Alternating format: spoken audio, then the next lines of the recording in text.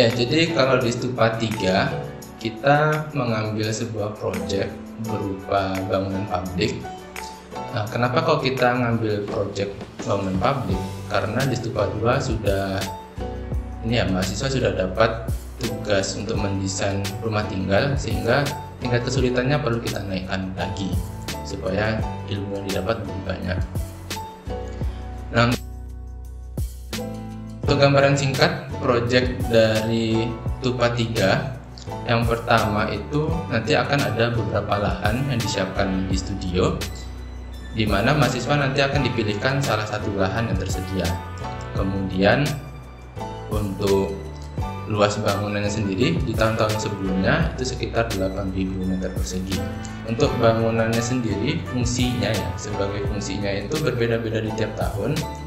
Seperti tahun-tahun sebelumnya itu ada proyek yang kita ambil berupa gedung kecamatan, kemudian ada juga gedung pusat komunitas, dan ada yang sekolah. Dan untuk tingkatnya sendiri bangunannya sekitar 3-4 lantai.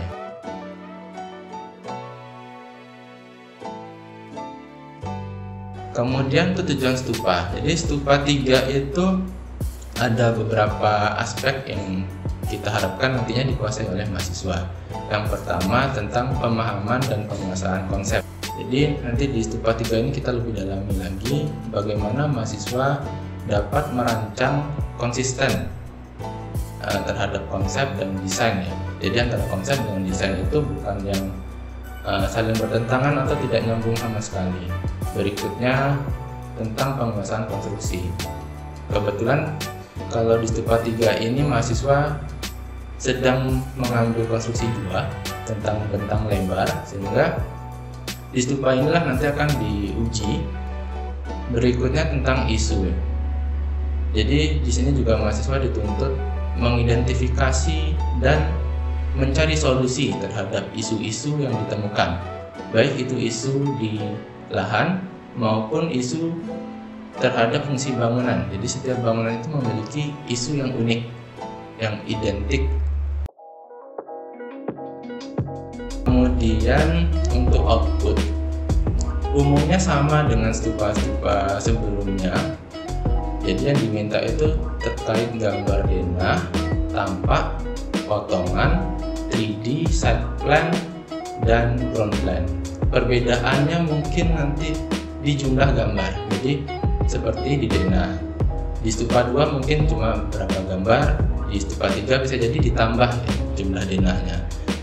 Kemudian juga terkait potongan, biasanya ada permintaan potongan yang lebih detail dibandingkan potongan-potongan umum. Nah, untuk hal-hal lainnya mungkin akan berbeda lagi di setiap tahunnya. Ya, kemudian terkait penilaian, dosen-dosen di Stupa 3 nantinya akan menilai seberapa jauh pemahaman mahasiswa terhadap tujuan dari Stupa 3. Ya, jadi kalau misalkan tujuan dari Stupa 3 itu dapat tercapai dengan maksimal oleh mahasiswa Stupa 3, maka dosen akan memberikan nilai yang bagus.